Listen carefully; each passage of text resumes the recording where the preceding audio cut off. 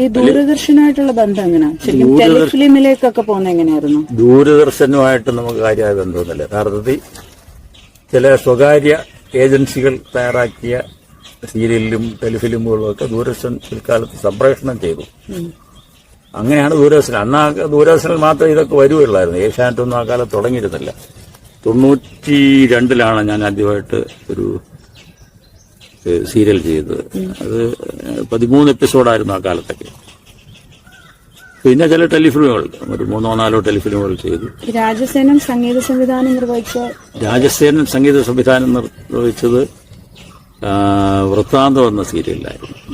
അന്ന് അജിത് ശ്രീധർ സംവിധാനം ചെയ്ത് മുതുവളം മോഹൻ സ്ക്രിപ്റ്റ് എഴുതി, KK രാജീവ്, കനകലത, കൃഷ്ണപ്രസാദ്, മുരുകൻ, അങ്ങനെ കുറെ അറിയപ്പെട്ട ആർട്ടിസ്റ്റുകളൊക്കെ, തടിയൻ പ്രേം, ഇവരൊക്കെ പങ്കെടുത്ത ഒരു സീരിയൽ.